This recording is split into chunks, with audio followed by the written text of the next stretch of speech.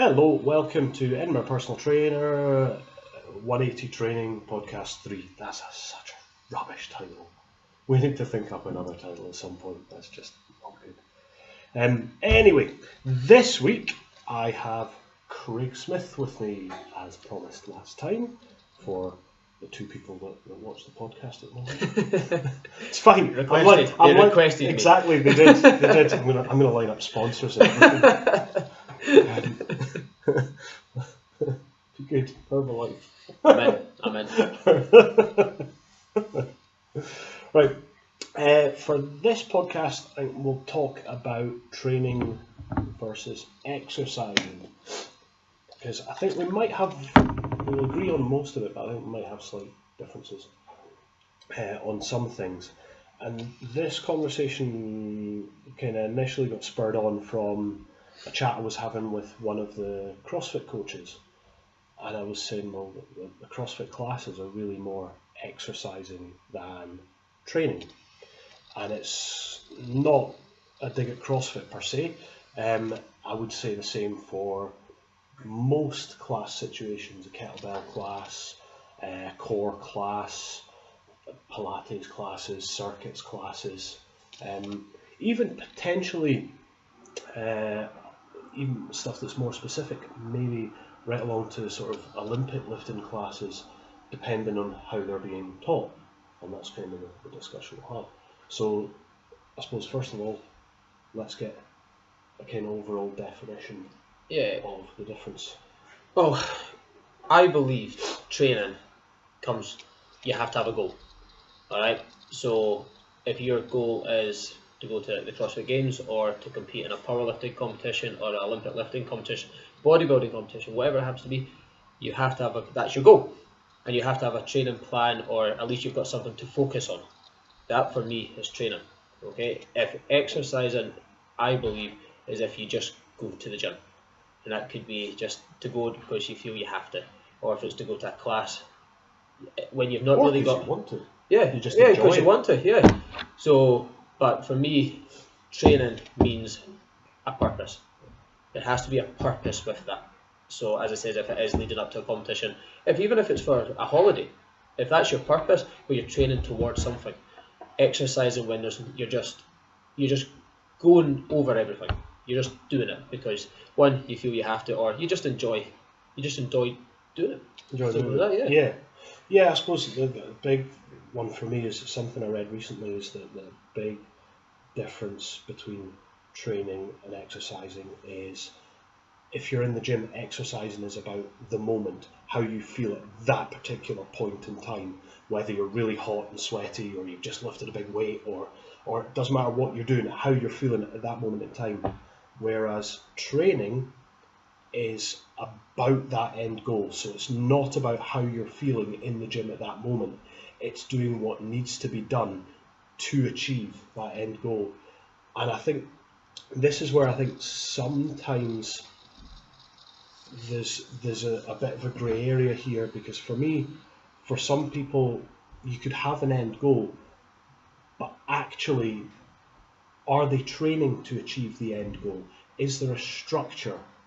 Because for me, I think that's another part of it. There needs to be some sort of programmed structure.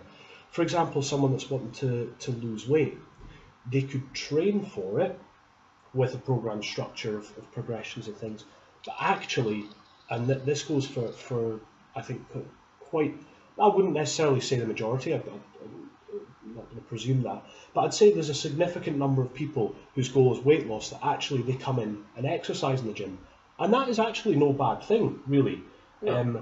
For me, does it matter what they're doing in the gym? If your goal is general weight loss, if you don't have any specific large muscle imbalances or issues that you want to address with that, if your overall goal is generally to look good for that holiday, or just to get in the dress for the wedding, or etc.,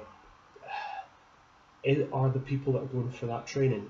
I think a significant proportion of the time they're not. They're exercising, they're getting their heart rate up, they're getting themselves healthy, they're burning more calories. The goal is as dependent on what they're doing outside the gym. Yeah, I agree with that to an extent. because for me to go to lose weight, depending on your current size or your starting size, it is just getting you moving. It's getting somebody from doing nothing to moving. You know what I mean? That will naturally burn calories. You know what I mean? It will help you lose weight.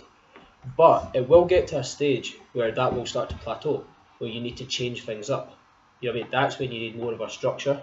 That means a wee bit, maybe just another focus, another type of training to help that, whatever that may be. That's when the training comes into it. Yeah. Does that make sense? I agree with that. You're exercising to an extent to that plateau. You're just coming in, you're just moving. You could just be going for a walk. It doesn't matter. You know what I mean? You're just moving, you're exercising. But when you hit that plateau, or when you start seeing the numbers not changing. Stop banging the table, it's wobbling. Sorry. We're not on a ship. So, so when you get to that plateau, when you get to that stage where you cannot improve, well, when the progress slows down, that's when you need that more of a structure. So that's when I believe that's when the goal comes into it. That's when the training comes into it. You know what I mean? Being a bit more specific with your I see what you're saying there. But my counter argument to that, if we look at weight loss specifically, is that 24 hours in a day, for most people, it's roughly an hour they're in the gym, roughly, give or take a bit. That's 1 hour in 24. I'd usually argue that when things start to plateau, if they're putting the effort in the gym, exercising hard, just because you're not training doesn't mean you're not working hard. You know, you can exercise hard. It just means there's not the same lack of structure, progression, and direction in the gym setting. Yeah. It's possible that actually it's what will make more. I'm wording this completely wrong. What will help more would be looking at the things in the other 23 hours of the day. Potentially. Well, lifestyle plays a massive part in that. Yeah. But if you talk about specifically just the training and exercise part of it, then you will have to slightly change stuff up. Like, we change our training all the time. You know what I mean? It might be the same concept, like I do a lot of Olympic lifting. You know what I mean? It might be the same concept, but I change the rep scheme. I change the type of movement I'm doing. The weights might go lighter, might go heavier, it doesn't matter. You know what I mean? But you cater it towards that same goal. That's obviously you're training for that. Does that make sense? But if I was going in and just doing it, I'd agree with that if you're tracking it and progressing it. And I suppose this is where, just thinking about the differences between some of my clients, this is where you get into the grey area. There are areas of a session with me that I'd say are training, and areas that are just exercising. The circuit bit at the start for some of my guys do, I'd say that's nothing more than really exercising. They're getting their heart rate up, they're moving, they're working hard, getting everything going. Then there's elements of a structure after that. That first bit is... For me, that would all play a part. For me, like the circuit at the start would be an extended warm-up. That extended warm-up would help that training. So that's still training. You're just warming up to hit that main part of your session. Yeah. So it wouldn't be specifically just doing it, because like when I put people through, it's not just to do it for the sake of it. Everybody's got goals. You know what I mean? I've got something completely different. Some is just to get moving. Some that just want to learn how to do specific exercises. Some that are actually wanting to go and progress with their weights and get stronger. Yeah. Everything they do has a purpose. You know what I mean? So just going in and just doing a circuit, well, they won't go in and just do a circuit. They'll do one that will help them raise their heart rate. Help the heart rate, help the joints. You know what I mean? And get them ready for the next part of the session. So for me, that would be the structure with the training. You know what I mean? It's there for a reason. It's not there just, I might as well go and do this just to warm up. And just to get them moving. No, it's there to, if it's predominantly upper body focus, there'll be a circuit that will involve all upper body. Yeah. And I do have people that actually, most of my guys are kind of at that. But I do have some people that are still actually, it's about just getting them moving all over. And that's more the exercise. Yeah, that's more exercise. Yeah. And that's where I'm talking about the kind of the grey area isn't so much one or the other. It's the transition through, where I've got some people where the circuit side isn't out and out directed, although more and more people, that circuit, not the circuit, but about too much here, but it is getting more and more directed to warm up specific muscles and work and fire specific muscles. A kettlebell swing's one I use an awful lot to get people's glutes woken up. Yeah. That's using it as an activation. Yeah. But it's that grey area from the transition from exercise to training that I've got a few people sitting in, and I kind of see that down in the gym as well. I see certain elements of both, but I also see not too much necessarily here, but in general, if you go into a gym, people that think they're training when actually all they're doing is exercise. So that comes down to knowledge, you know what I mean, of what they know.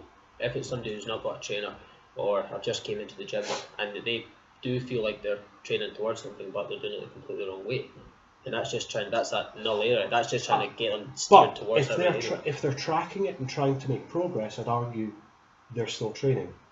Whether their training's optimal or completely aside, they're just training, but they just need to optimize the right one. My one is I think young guys fall into this, and I was like this for a while. You go in, you want to smash your chest, you want to smash those arms, you want to smash your shoulders because that's what people see, and the wide back, etc.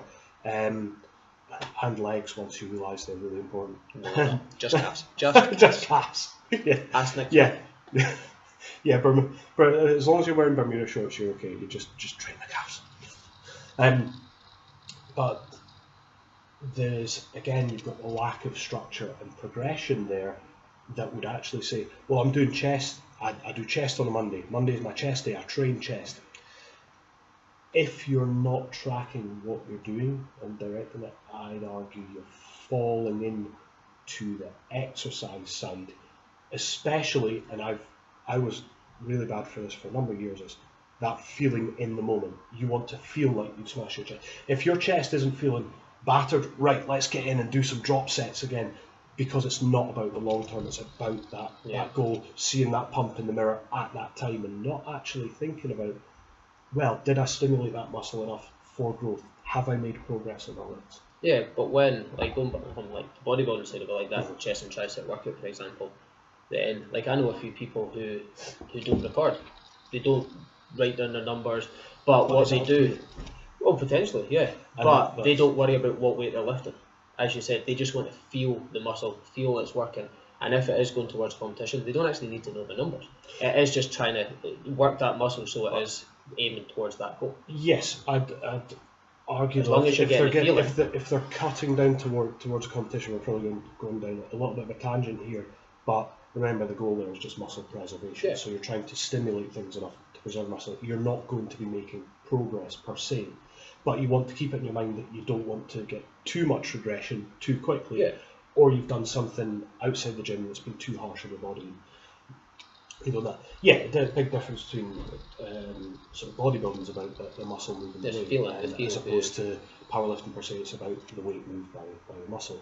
But ultimately you should still be tracking.